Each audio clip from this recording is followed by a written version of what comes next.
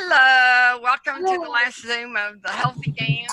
Tonight is October the 13th, and we're going to get right to stuff here. We got Tammy visiting tonight, which is great. Before we do our normal meeting, does anybody want to share anything? All right, anybody just want to say hi? Hi. Hi. Everybody. Hello. Everybody's playing. I see Marcia getting a hold of Colleen. Okay, let me share my screen. Let's do this with sound.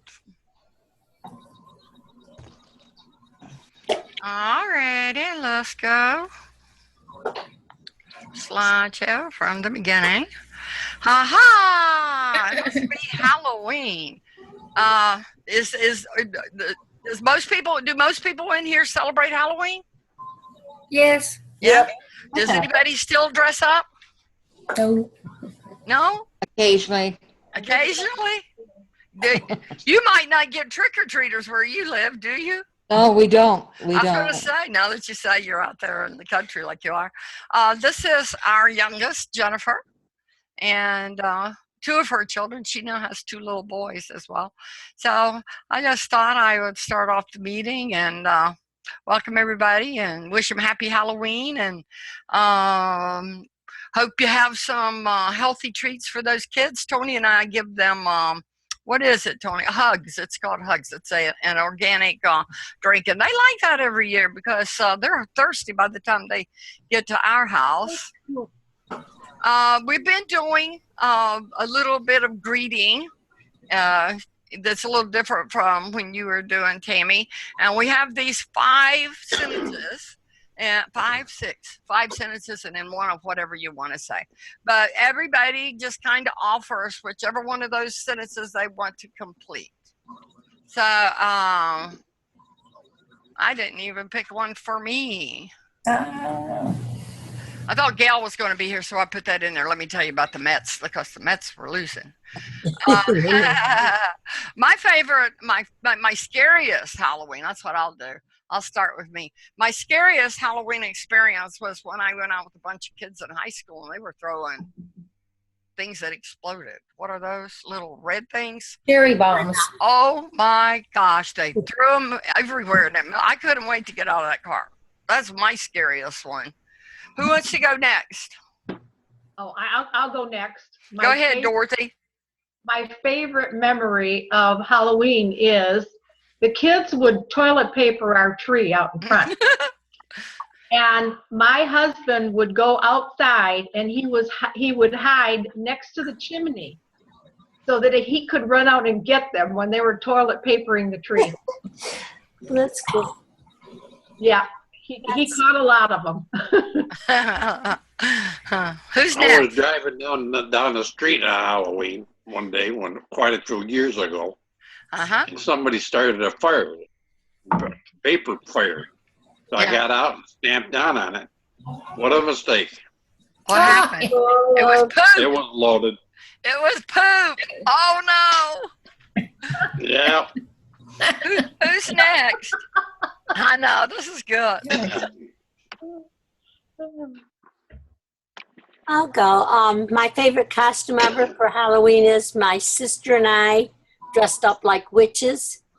And my son had gone to the store where my dad worked. So he hadn't seen us. And we went walking in, and he went screaming to the back. And my dad didn't even recognize his two daughters. What were the costumes? Witches. We've dressed up like witches. But they were so bad, huh? Oh, they were. You wouldn't have known us, really. Oh, really. That's funny. I'll have to see if I can find it and post it next week. Yeah. We dressed up as vampires once, and people wouldn't even talk to us. Who's next? I don't remember. Well, my scariest one is when I went to Universal Studios here for Oh, Halloween. With my Halloween Horror Night. Yes, and my daughters took me there, and they scared me more than the people that were there. I only went once, and I don't want to go back. They make it really, really scary. Cheryl, tell us how many trick-or-treaters you have every year. About 140. Wow. A lot. what do you? I'm afraid not to. I'm afraid now not to do it because I have a lot of cars in my driveway, and they might egg me. Well, don't Yeah, you I have have a fun? lot. Don't you have fun giving out the candy anyway? I do, but now there's a lot of teenagers. I mean, some of those trick-or-treaters must be from the football team. They're taller than me. Yeah. And really, but I just hand it out, and most of the time they're pretty good. Yeah. They come back though. They come back to my house again. Just not just once. They come twice. Oh, that's funny. Tammy, you got any kind of Halloween thing you can share? We get one trick-or-treater. Michael sits out there from 5 o'clock to 9 o'clock, and the only one that comes, Carol, my friend Carol across the street, she has a little nephew, and she brings him over. The little ones are the cutest. So then Michael eats the 4 bags of candy. Oh, that's funny. And you buy 4 bags knowing one trick-or-treater's coming? Oh, yeah. I said, well, honey, we don't need to get candy. Oh, no, we got to get a lot of it. Well, he eats everything and never puts on a pound. Ain't it? Yeah, it's him and Tony. Jan, that was it? You got nothing to add? My favorite Halloween, Okay. I took 4 12-year-old boys to a haunted house. And when we were leaving the house, the ghoul came out and chased us. Oh, wow. And those boys left me in their dust, let me tell you. And what teenagers, huh? Oh, that's funny. Yeah, they were 4 12-year-old boys. They were really funny. Yeah, well, that's cool. That's a great story. Thanks for sharing. So tonight we're going to do the update on the Healthy Gains, and Dorothy's going to do her support call. Then we're going to talk a little bit about to lose or to maintain, and we're going to cover fennel in the essential oils, and we're going to talk about onions. I bet you Jane could offer a lot of information about onions. And then any questions anybody has, we'll start talking about them. So did anybody notice we moved to 4th place last week? Last week? Yeah, just one day. Yeah, I was going to say, because no, I didn't. Yeah, Yeah, I saw it, but that's because we get this little person right here, okay? So we got to be aware. But we're actually in 2nd place, Tammy, because if you see the people who's in 2nd and in 4th, they only have 3 people. It's always, Marianne moved up. Oh, you know who's not on is Lisa. I'm surprised. So Marianne went ahead and pulled ahead of the one with 3 there. So I don't know how she does it. I needed to corner that girl and get some hints. So where are we? What day we're on here? We're on the 13th. So on the 16th, we start our way out. It's over with on the 18th. And then you have 2 more days. That's why we'll be meeting. Our next total is on this, and we have 6 days left. The official weigh out will be within 1 day after the final weigh-in deadline. On the honor roll, these are people who got all their points every day. You have Carolyn Strack, you have Marsh Pickering, you have Don, you have Tony, you have Marcia, and you have me. So Congratulations, everybody. That's a great job done by all of you. Listen at him there. Tony has really gotten to where he loves the challenges, Tammy. He won't miss it. He looks forward to it. He goes get his little tidbit. Don asked him, says, what took you so long to get started? But he's become just a old soothsayer in there. Starting September 7th and ending October 18th, the amount of weight lost in this challenge to date is 29,000 pounds. Taking the survey, posting the pictures, you all know about that. And Tony's phone is ringing. So let's move him. I guess that's it. We're pretty much there. There's not a whole lot that we can do. The new challenge that's starting November 16th, I wanted to talk a little bit about lose or maintain, because I think there's different ideas on that. And so I just thought it might be a good idea to just map them out for you so you can see why one might be better than the other. And when you pick to lose, whether it's a 4-week challenge and you can lose 4%, or it's a 6 weeks challenge and you can lose 6%, they both have conditions. And if you pick to lose 6%, you can lose as much as 18%. But a person who picks to maintain, they cannot go beyond 5.99% of their weight, and they can't gain more than 1%. Now, I have had people that aren't doing really well at losing weight that got into the challenge, and usually only for one time, and they picked maintained instantly. They said they didn't want to let their team down, which that actually doesn't impact the team at all. But after they got in, because they had no intention of losing weight, they realized they had to maintain within 1%, and they realized that wasn't much. So it really freaked them out. And because now they weren't free to eat whatever they want, because now they would actually be taking a chance of gaining that 1%. So it really worked out good for them, because it made them, they actually ended up losing 5 pounds. They just didn't ever do it again. So when you're, in 4 weeks, you must lose at least 4%, but not more than 12%. So I took a 200-pound person in a 6 weeks challenge, and to lose 6% is 12 pounds, and that's 6 weeks. That's like 2 pounds a week. The person who picks to maintain, where they can't go beyond 5.99, they can lose 11.99 actually pounds, and still, I mean, they can lose up to 11.98 pounds. So it's only 0.2 difference in the pounds that you're expected to lose, whether you maintain or you pick to lose. But if you pick to maintain and you lose less than 12 pounds, you still win the challenge. But if you pick to lose and you don't make it to 12 pounds, then you lose the money incentive on the challenge.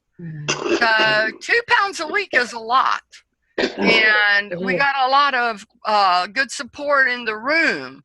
And I think over time, if you keep losing your $22, it's going to become less interesting, because you're going to think about that. Where if you pick the right category that matches you, because some people need that pressure of the 6 weeks and it's got to be 12 pounds or they lose. Some people need that, and I'm not discouraging anybody. What I'm doing is laying the math out so you literally can see it.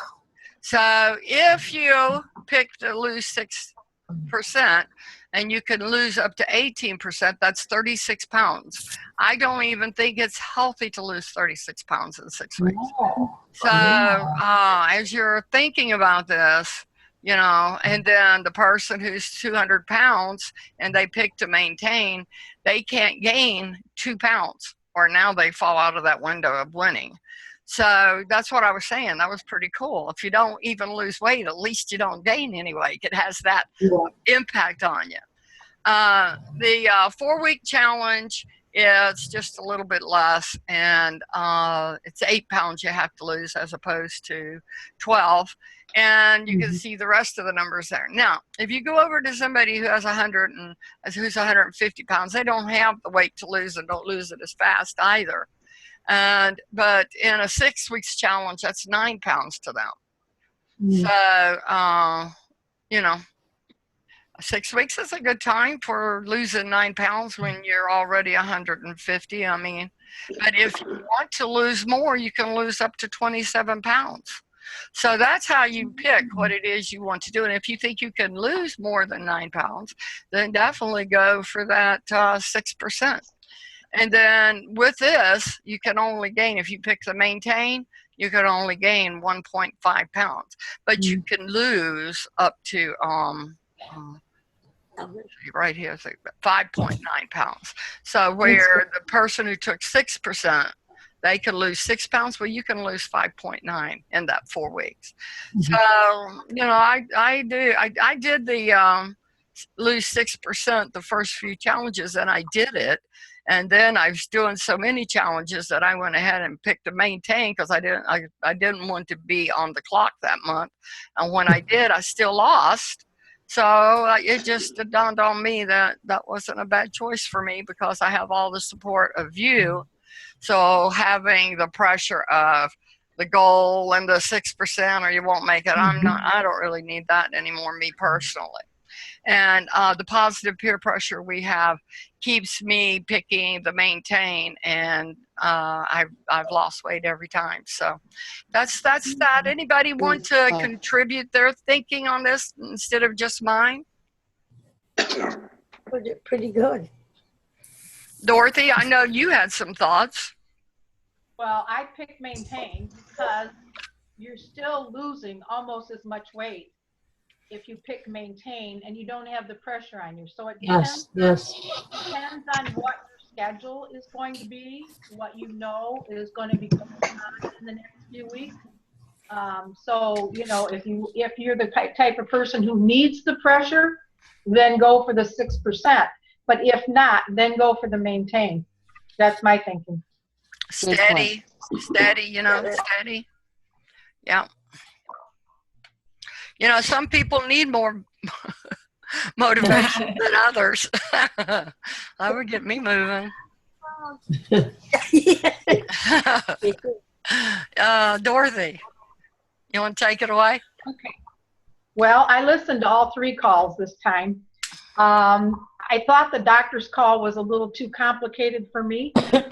He was answering specific questions for specific people.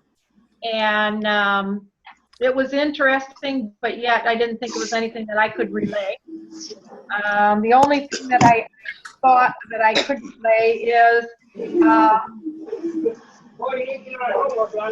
mentioned that if you are thinking of, if you've eaten and 2.5 hours later your mind goes to a Coca-Cola, or your mind goes to a candy bar, or your mind goes to a snack, it's very possible that your blood sugar level is going down. So if you have to take a bite of your bar, if you don't have time to finish the whole thing, then finish the whole thing at the 3 hours. But the chances are that your blood sugar level's going down. That's why you're thinking of something that's high sugar to eat. So for those of you that get a craving, it could be that your blood sugar level is going down, even if you don't have sugar diabetes. So that was one thing that he did mention. That's good to know. Yeah, the nurse's call was specifically about vegetarian. They had one of the dietitians that came on there and explained everything about if you're a vegetarian. And was something that I could never explain to all of you, but it was well worth listening to. Now the Habits of Health call. That was quite interesting. They had a gal on there, Lindsay Jefferson, 15 years ago. She was sexually abused child, and she started out by taking some pills, and then she went to smoking pot, and then she went to somebody laced the pot with some cocaine, and she ended up being a heroin addict. She got down to about 80 pounds, and then she went into rehab, and she then became a food addict. And she realized she was a food addict, went on our program, lost 67 pounds in 7 months. That was 2 years ago. and she is now a coach, of course. And the whole program was talking about the power of choice and recreating your environment. Good health starts at the grocery store. And then they had people that were making comments about how they were successful in recreating their environment. And one of the things was this one woman, she's very short, but she has a family that she has to have stuff in the house that they can eat. So she has them put it on the top shelf that you can't reach so that she won't eat it. For Halloween, they suggested to buy candy that you don't like. When you go to a restaurant, when you get there, have them put half of your meal into a take-home carton, because the meals that they give you are usually too big. You can eat it the next meal the next day. There was one that said he leaves the kitchen and he goes, I guess he has a television upstairs. He goes upstairs and watches TV because it's too far downstairs to go and get a snack. So that way he doesn't eat as much. And of course, one of them said, plan your lean and green meals a week in advance. And for me, that would probably be really good, because I'm really bad at being a last minute planner. And they really stressed the stop, challenge, and choose. It was a really good call. Great. And that was it. Yeah. Thanks, Dorothy. Did anybody want to comment or ask Dorothy anything? Those were some really good suggestions. I know I don't get out much, but when I do get out, I specifically have to make sure that it's not when I'm hungry, like preferably right after I've had a snack or a meal, and to bring my water with my infuser in it, and to bring a bar, because like just earlier I had to go to town to the AT&T place, and there's a Five Guys burger and fry place like right next to it. So immediately when I got over my truck, I was like, ah! Oh, and then I had to go through Walmart, and I have to buy bread for the family, which really bothers me because when I go down the bread aisle, I have to walk past the Hawaiian sweet rolls.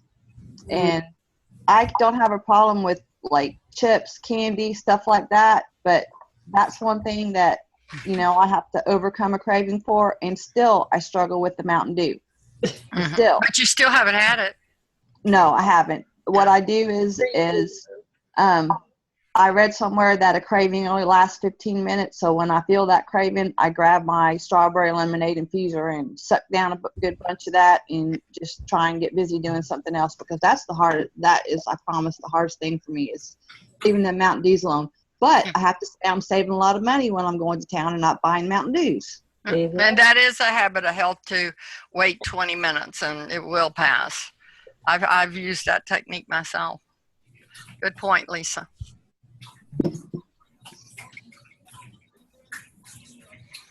I want to say that when I did do Take Shape. Oh, there you are. Yeah, I'm here.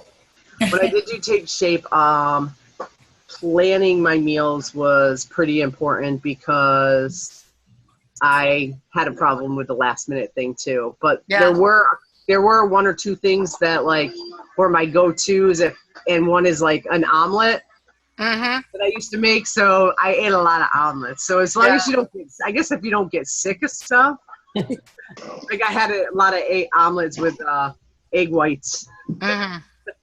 So I guess I tried egg whites and I didn't like them. I did egg beaters. I would do egg whites. Yeah, I did. It was the first time I tried them and I didn't like them. That's cool. Listen, Lisa. You know, that's not really a problem for me, because I don't eat vegetables, period. I don't eat fruits, period. So I had to struggle on this challenge to find substitutions for my lean and green meal. And here lately, this has been my go-to. Y'all don't laugh at me. I'm going to show you my favorite thing. You see this? That is Vermont white cheddar mac and cheese.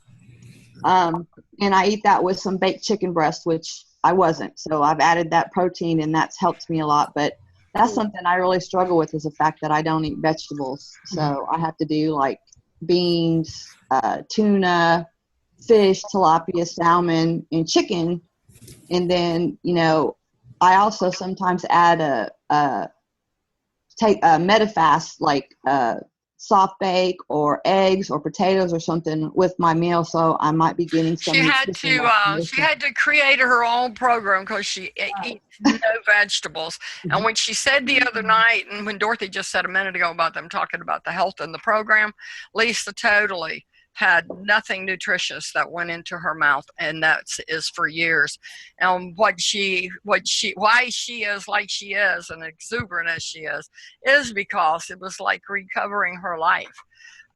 Lisa was talking to me today about doing dream boards, and I'm listening to her, and I'm forgetting that she hasn't been in our other challenges.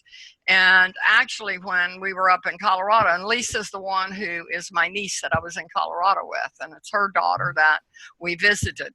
But if you remember, I covered my dream boards when I was up there in Colorado, and she was right downstairs.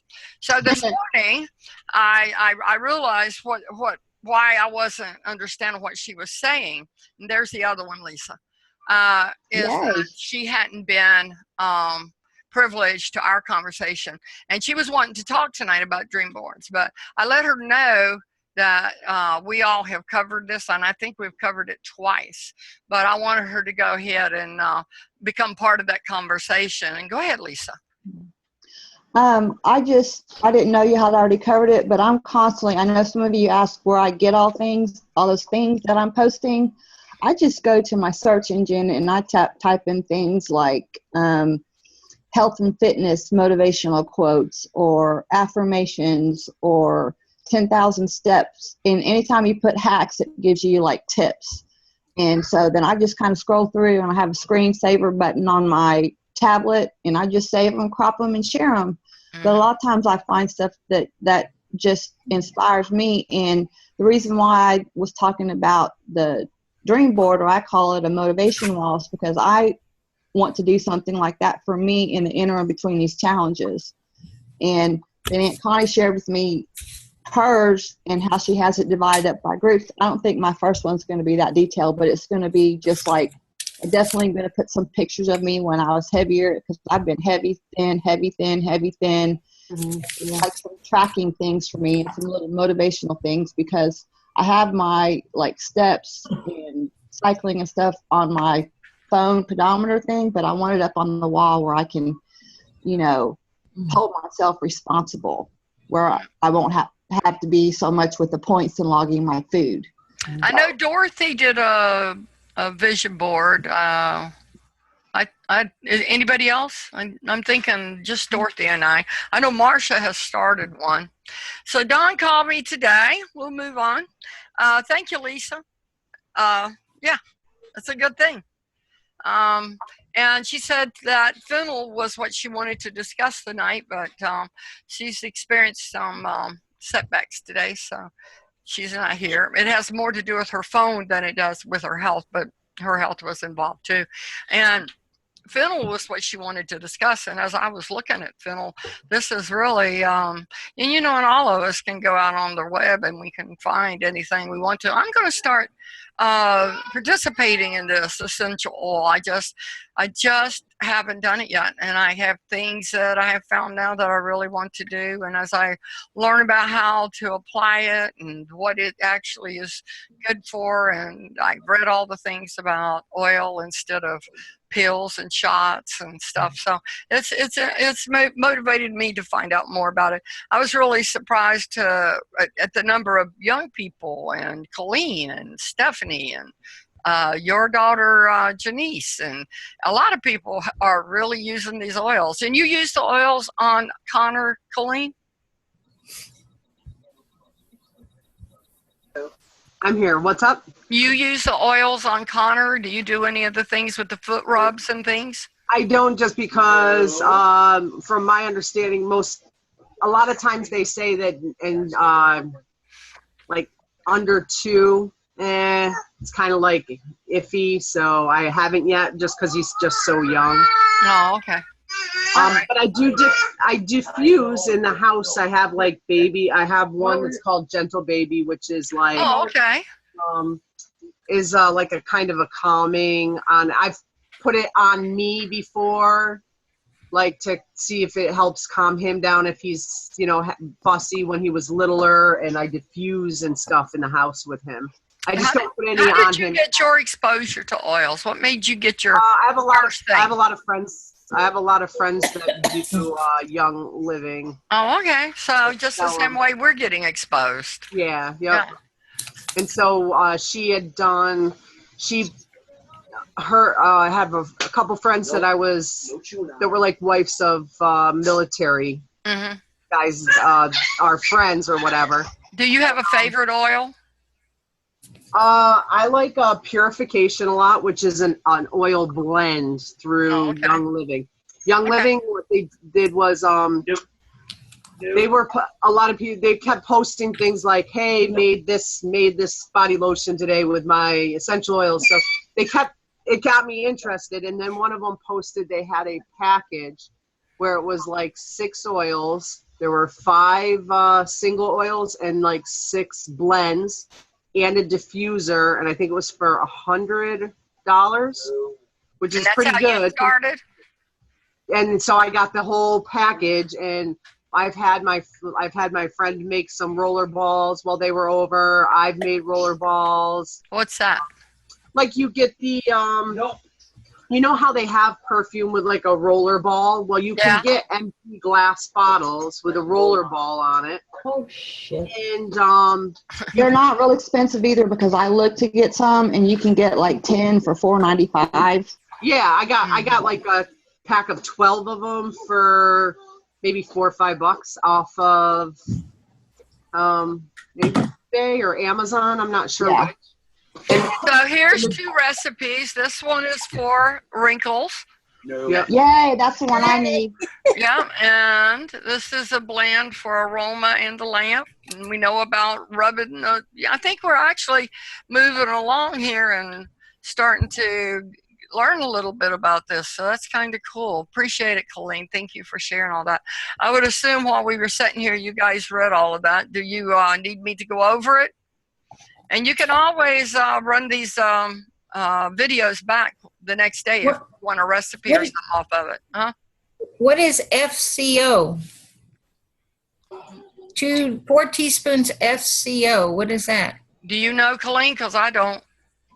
I think it's, I'm not sure exactly which one, but it's probably a carrier oil. Like every time you make any recipes, usually the majority of it is carrier oil, and then it's a few drops of different essential oils. So, and I guarantee you, Dawn will be posting in the room tomorrow because she will know about it. Yeah, that's just a guess. I don't know what. I bet you're right. I bet you're right. Yeah. It makes sense. Yeah, she did mention that. Yeah. I know my plan is to sit down and write the things the concerns that I have that I want to use oil to fix. There you go. From there, because as I was looking, there's just so much that. And I always tend to overdo things, so I could picture myself getting, So I want to start with just what I need. But one concern I have is I know a lot of people are talking about coconut oil as being a really good carrier oil, but I'm not allergic to it, but I just really, really, really don't like the smell of coconut. So I'm going to have to find out what is a different aromatic oil that I can use as a carrier oil. Almond oil. Okay. Yeah, you can also use, I use, I think it's jojoba or jojoba. I got that. It's really, and it's really high in like vitamin E, so it's very good for anything. Isn't that Jojoba, jojoba? Yes. Yep. Okay. Thank you. I just wanted to say one other thing about oils is that also my friends that do oils, I belong to groups on Facebook, so people will put like, hey, my son got a rash. I made this with this, and this is the next day. It's gone, So, and they have all their recipes and stuff. So that's also helpful if you ever do decide to get some. Looks like I need to get me some index cards in a box to keep the recipes. Yeah, it sounds like that. So today we're always talking about food and the differences in food and what's healthier and what's not. And there's not an onion that's not healthy. They're all healthy. However, if you're trying to lose weight, because I remember when I first got on the program and it said that we couldn't have onions, and I'm saying, what? I don't think I can do this. I'm an onion girl. And they said, oh, look right down here, you can use scallions, you know. And I said, okay, I can live with that. And but there's a reason that they don't want you to have onions in the weight loss phase. And that's why I was thinking, comparing and showing to you the difference. And you got 150 grams here of the yellow onion. You've got 83 grams here of the white onion. So they're really both about the same. This is really 70, that's 63. So that's a lot of calories in an onion if you use it a lot. So I can see why they would, the red onion has 40 calories in 100 grams. So it would be like up to 80. Now look at your green onion over here. Isn't that amazing? Yeah. So I found this was good for me because I can live with 2 calories as opposed to 80.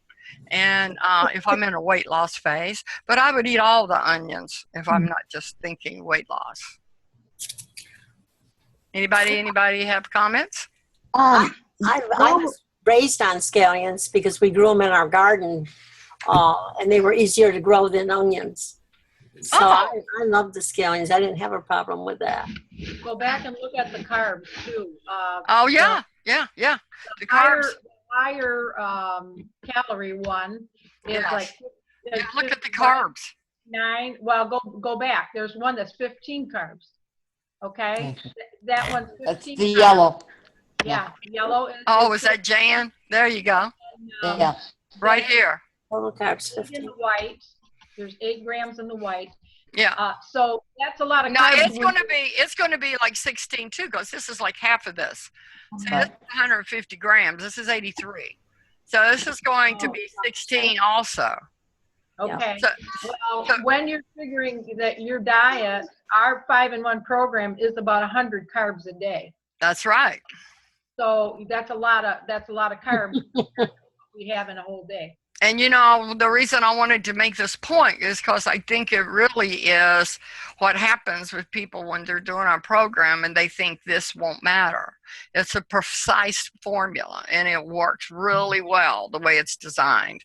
But when you change the formula, you change the results.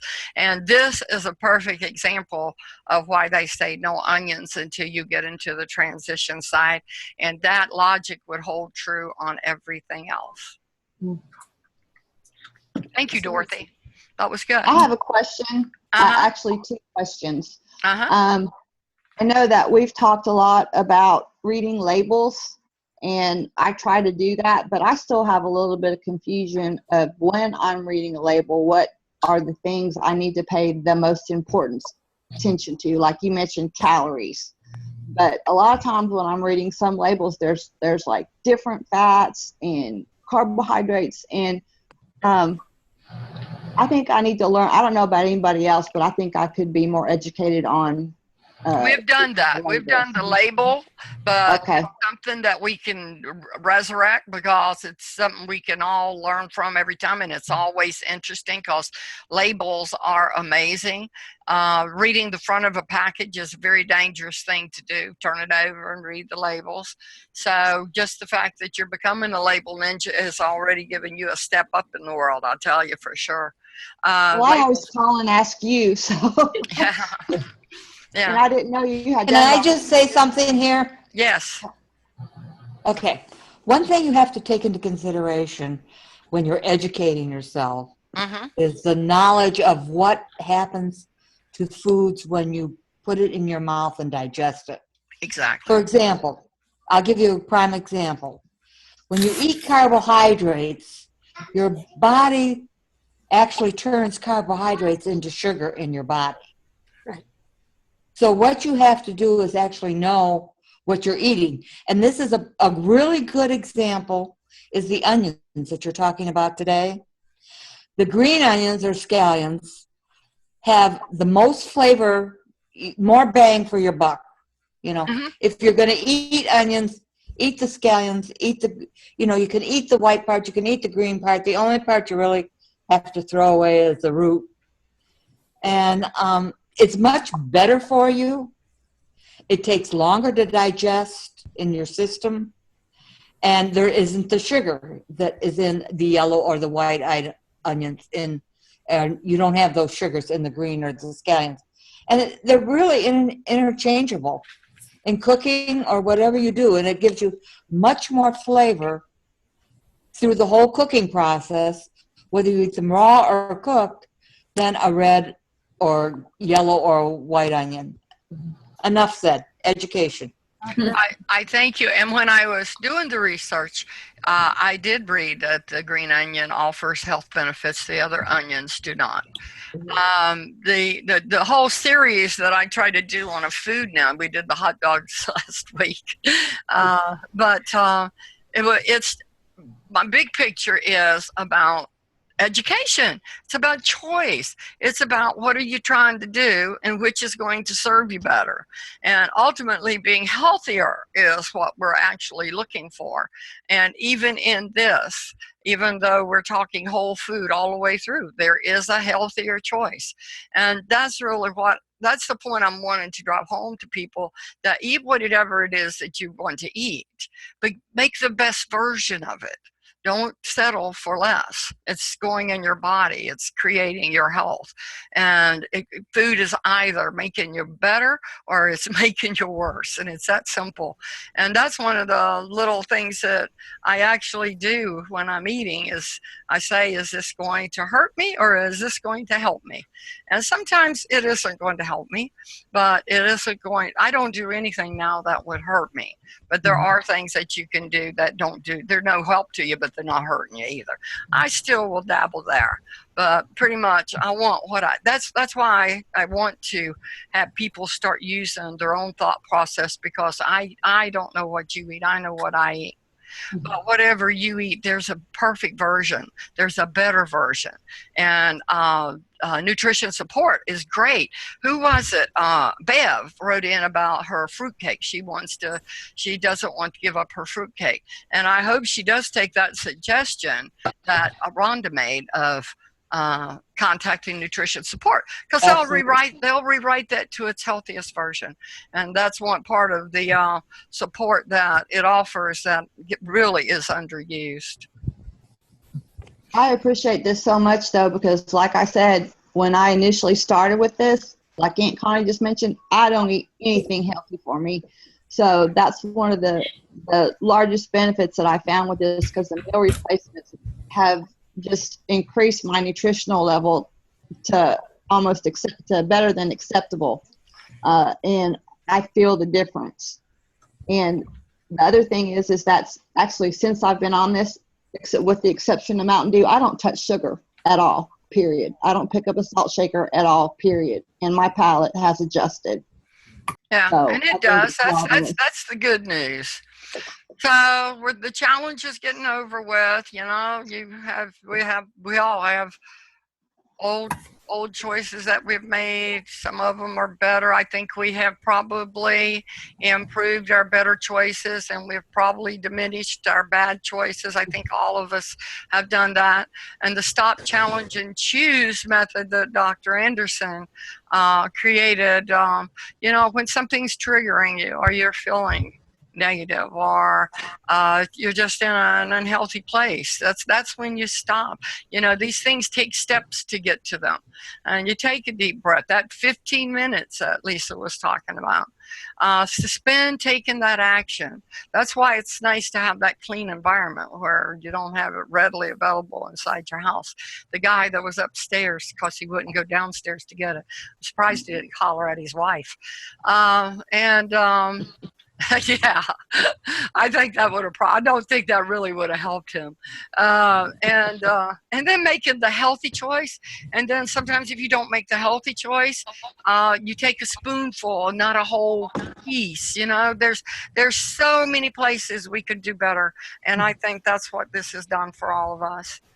I have a question. Go ahead. I know there's no such thing as a stupid question, but when we're in the weight loss phase, the idea is to stay in calorie burn. And Aunt Connie, you've mentioned several things that if I mention something like, oh, that'll take you out of calorie burn, that'll take you out of calorie burn. So I don't know if this question makes any sense, but if you do have to have a bite of something or a taste of something that, you know, is necessarily not good, is there a better time to do it? Like when you've exercised or along with the meal? Or there's no better time? No, you're just either compliant or you're not. And we can't even talk about fat burn with you because you don't eat the lean and green that is prescribed. Even that macaroni and cheese thing you held up there, that very easily could take you out of fat burn. But you're still doing very well on the program, so you have learned how to manipulate it to where it works for you. So fat burn is not something I think you need to worry about. You did ask me, Lisa, about the meditation. So I posted the link again. It actually doesn't start until November 2nd, I think. And yeah. And then the other thing is for anybody who does their ordering on their cell phone, they have a new app. It makes it a lot easier for you to access your dashboard. And for those that are planning to do the November challenge, they have given us a preview of what they're going to be like. Mm-hmm. There we go.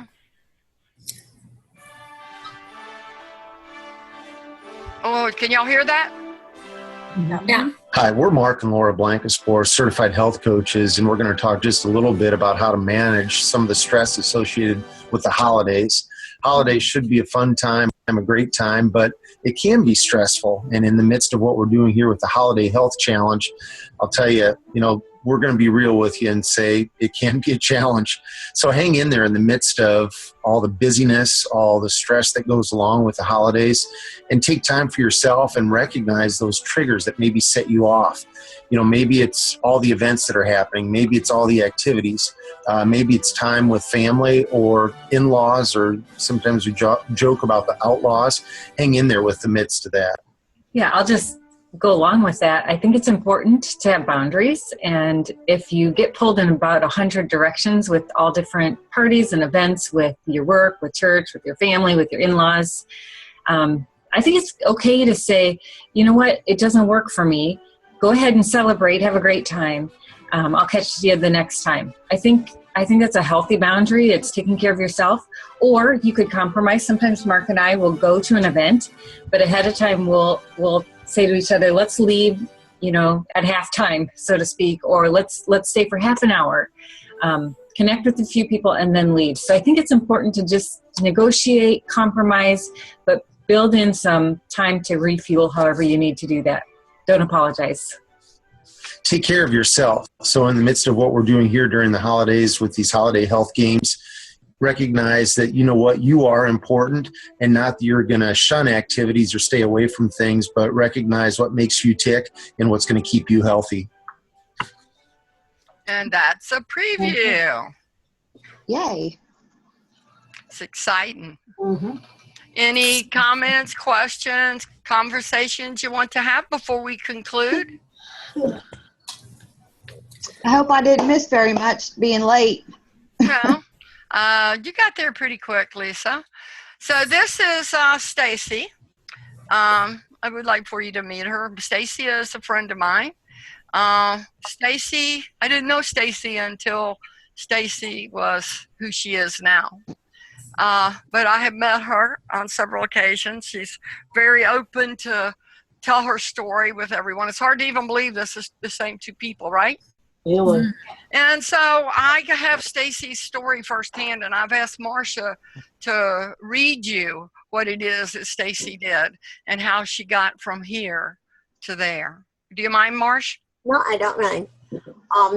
She asked me to read this, and I said my pronunciation sometimes. And the first word, I think it's Epictetus. Epictetus. Epictetus. That's a Greek god. Okay. He first said that if you would be, then do what you have to do. First say what it is you would be, then do what you have to do. If there was any one person which described the process that took me from being a class 4 super obese individual with a BMI of over 47 to being an optimal health individual with a BMI of 22, who was standing at the Arc de Triomphe on Champs-Élysées on April 6, 2014, to finish my first full marathon. Her goal was to run, when she started, was to run a full marathon in Paris. That's her finishing right there, 26 miles. Go ahead. Wow. At first, when I began my health journey, I decided that I wanted to be a fit and healthy person. I had no grand plans of running marathons or leaping tall buildings. At the time, I simply wanted to enjoy a measure of health that would allow me to perhaps qualify for health insurance and life insurance too. I wanted to be able to enter Disney World without getting stuck in the turnstiles. To me, these were grand plans. I began to take shape for life because attaining and maintaining optimal health, became a fit and healthy woman, was the direction I knew I wanted to go and was the person I knew I wanted to be. I learned a great deal about the process and mechanisms behind change. I learned that true change is indeed possible if we change our habits. I thank Dr. A with his Habit of Health book for providing this concept in a way I could understand, and I thank my health coaches for helping me stay on the right path. Changing who we are takes time. We, however, like to try to, this sounds so like me. I'm sorry. Changing who we are takes time. We, however, like to try to speed up the process and take shortcuts. But I learned that both in my health gain process and in my marathon training, there are no shortcuts. I learned that habits and routines, when done with intention and mindfulness, produce absolute stunning results if practiced daily. I also learned, and of course I'm still learning, that Epictetus was one smart dude in what he noticeably left out of his advice. He did not say, do what you need to do if you feel like it. I can count on one finger the times I felt like strapping on my running shoes and logging the miles. But I made a commitment to myself that I would run the Paris Marathon on April 6, 2014. I decided who it was I would be and then did what I needed to do to get there. I had good training in putting my emotions aside and doing what needed to be done because I had learned that strategy during my optimal health journey. My mind had a good baseline fitness level to look past the temporary discomfort my long runs were giving me, to look past my brain shouting to me that I should stop now, and my emotions agreeing with my brain, and to continue on despite the outraging opposition raging inside my head. I willed myself to just keep going and take that next step. Those steps added up to me crossing the finish line in Paris after running 26.2 miles. Wow. I turned my intention into actions by changing my behavior because I knew who I wanted to be. My health journey took me to Paris, and my health journey is ongoing. Remarkable lady. Yeah. Yay. Yeah, what a way to end, right? Yeah. It's been a great challenge. Yep, Tammy's gone. That's what I was looking. And I appreciate everybody coming tonight. And I want to thank everybody tomorrow that views this and get your points. It's not over yet. We still want those bragging rights. You got somebody nipping at our heels. So congratulations again, Colleen, for getting the Fitbit. Did you get it yet? Not yet. Okay. But it was a holiday weekend, so. Yeah. Well, you have to let us know when you get it. I know. I hope it wasn't on that FedEx truck that got that had the rack. Oh, I hope not too. Hey, I have a question. yesterday there was a thing where you could post the after picture and get like 75 points, and I don't see it now. Did they only give you one day to do that, or? No, I'll check. I'll contact Meltdown Challenge. Yeah, I thought it would be something where they would let you do it for the week or something, but so I was like, I don't have time yesterday. Connor's been sick. That's the way I took it, because I saw that too, and I clicked on it, and all it was saying was that, to do it and how to do it. It didn't have a time frame on it, and it gave me the points, but I'm still. I didn't click that I did it because I was going to wait because I didn't know if they would go and check I didn't know if they were going to go check, so I didn't want to click that I did it until I did it. Yeah. So I just wanted to know if it's something that that you just had that one day to do it or not. That's all. And I will make a note to check that tomorrow, and I'll post it in the room. Okay.